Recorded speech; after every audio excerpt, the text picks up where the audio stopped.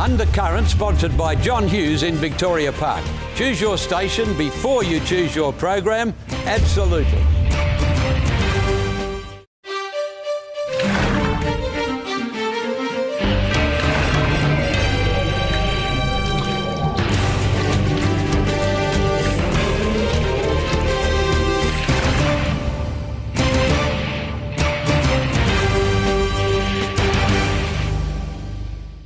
Hello and welcome to a brand new episode of Undercurrent in a week that has found once again some rather unseasonable and destructive weather here in Perth, which also finds me ducking from awning to awning for tonight's episode. Well, first up on tonight's show, our good friends from the CEC, the Citizens Electoral Council, taking a look at credit ratings.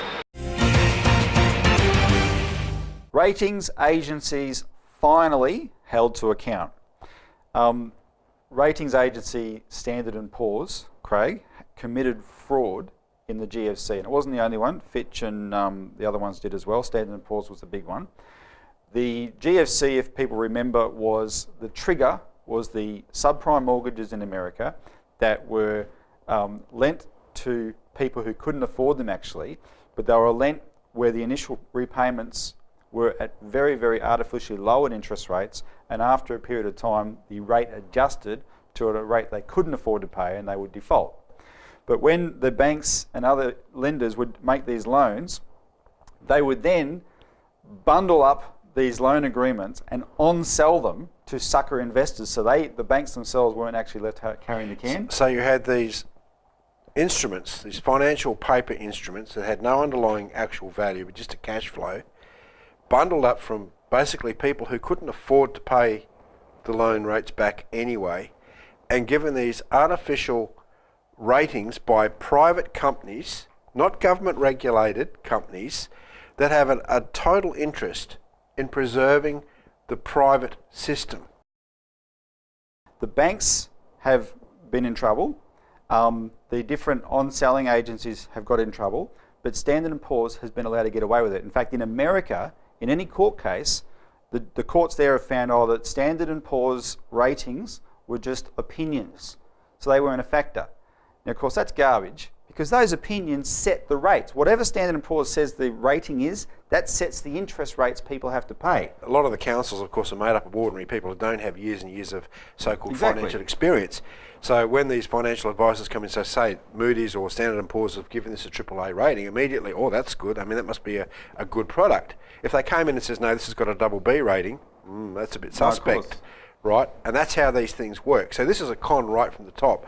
But I think the bigger issue here is that this is the way the global financial system has swindled and ripped off billions of dollars of money from ordinary people. But we've got situations in Australia where the government of Queensland is slashing its budget in order to meet the criteria for a AAA rating set by Standard & Poor's. Robbie, this is where the re-regulation of the banking system freaks the hell out of these private interests. Because once you re-regulate the system where you have a government-owned bank, like a national bank, and you say, this is how the system's going to run, and it's run by the elected representatives of the country, you don't need this stuff. Because the decisions are made at the level of a sovereign government for the purposes of developing the economy, not by private individuals, private banks, private ratings agencies, for the benefits of private shareholder profits. Well, they say it's the market setting it, but that's a charade for what you've just said. It's all done to manipulate for themselves. And that's why we go back to this policy direction of what we've been talking about a lot again on this program, but Mr. LaRouche has led the fight for, is a return to Roosevelt's Glass-Steagall banking policy, which is actually very simple legislation. It says no, banks cannot be involved if they want to be a trading bank in this, a commercial bank in this sort of activity. No to speculation, no to derivatives. You can't be a brokerage house, you can't be an insurance company and be a bank at the same time. Very simple language that says no, you can't do this. Now that's the directionality we have to get back to, otherwise even more people are going to lose their shirts, whether it be local councils or private institutes, like hospitals and so forth that have been investing in these things. So if you're say a Queenslander who's watching your health system get gutted by the Newman government in order to get a AAA credit rating, you need to bail up your local member of parliament and say, why the hell are you doing this to impress convicted fraudsters, because that's exactly what has just happened. Well, I don't know about you, but I appear to work all the time, and it would appear here in Western Australia, I'm not the only person, with us West Australians increasingly working longer and longer hours. Juanita Shepherd has more. The My Career employment forecast released last week has shown an optimistic increase in the availability of jobs in Australia. However, reports indicate that WA employees are now also working longer hours than any other state, reporting a significant 4.2% increase in the number of hours worked over the last year. Yes, well, certainly WA has been the sort of beacon of economic growth in the developed world, and Perth as well. Very strong here, jobs growth has been very strong, the economy is very strong.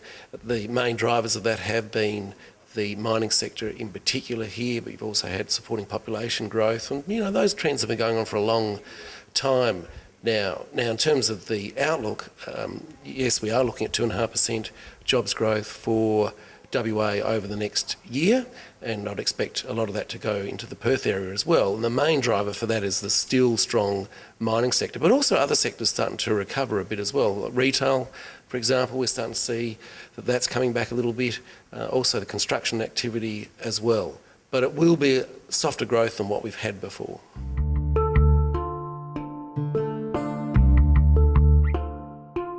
Yes, well, that is the case that the WA employees are working longer hours, and generally speaking, that is a good thing, because wages and salaries are higher here, and invariably that means that you work a little bit extra, put a little bit of extra effort into the working environment. Also, the mix of jobs here has changed over time, so there's more managerial professional jobs, which tend to be jobs that people work a little bit longer as well, but then on the other hand you do get that higher salary and income. So generally speaking it's a good thing as long as it's not too big.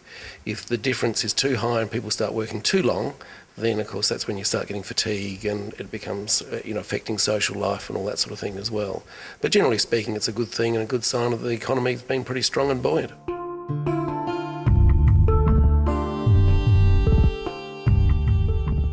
Twilight careers are older workers. They're aged 63 or more, and what we have found consistently over the years is that they have been growing in the workforce for about 15 years now. In fact, they're the fastest growing segment in Australia and also in WA, I would add. And there's a couple of reasons for that. One is they want to continue on working in the workforce, that they're going to live for a lot longer these days, so the thought of retiring at 60 or 63, funding another 30 years of life is not all that attractive, or living off the pension, so they want to keep working. And from an employer perspective, employers value their skills, and generally they tend to be more loyal, they move around less, they're a bit less demanding on things like salary growth, etc. So you've got that sort of win-win situation for both sides, although the only ones who don't win are the people who have relied on their grandparents to look after the kids at home, because now the grandparents are out working.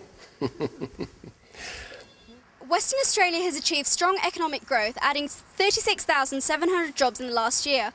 A further increase of 2.5% in jobs is predicted to be added to WA by August 2013. This is Juanita Shepherd reporting for Undercurrent.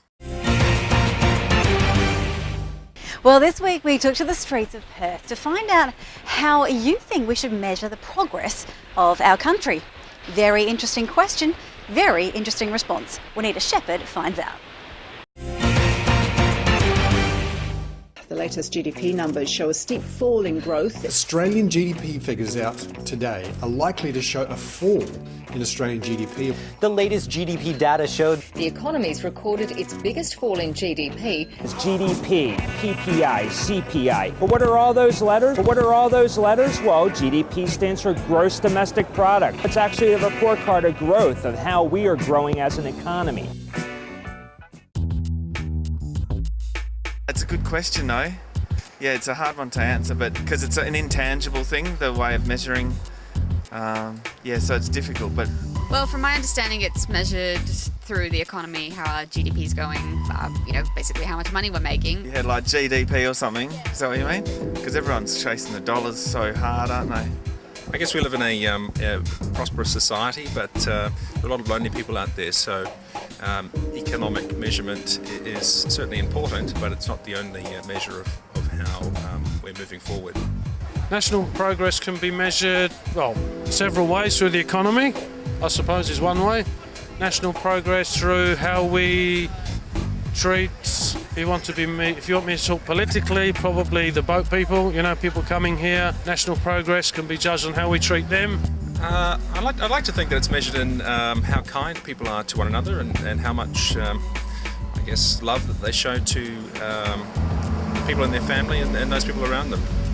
It's all about numbers and quantity, but I don't know. I reckon we should be measuring it in more of a qualitative way, finding out things about culture and what people are doing, really getting down to individuals and what they're up to rather than the bigger picture, because numbers aren't everything. I think a truly progressive society or country is one where people have full access to a great education, a really good healthcare system, and opportunities where they can pursue every little chance of being the best person they can possibly be. What I find is we're on the rat race so much, just rushing for the next thing, and that you don't really reflect on these important questions that you're asking. Yeah, it should be happiness and not just financial. And I suppose culturally, people that live in Australia, how we all treat each other. People's everyday well-being and how they feel, whether they feel loved or accepted, surely must be part of how we measure progress in this country. People of Perth have come up with a number of ways to measure national progress. Apart from the economy, the other factors include social and cultural factors. This is Juanita Shepherd reporting for Undercurrent. Well, time for a quick time out here on Undercurrent. My name's Christy Mullica, and I'll see you on the other side of the ad break. Undercurrent, sponsored by John Hughes in Victoria Park. Choose your station before you choose your program. Absolutely.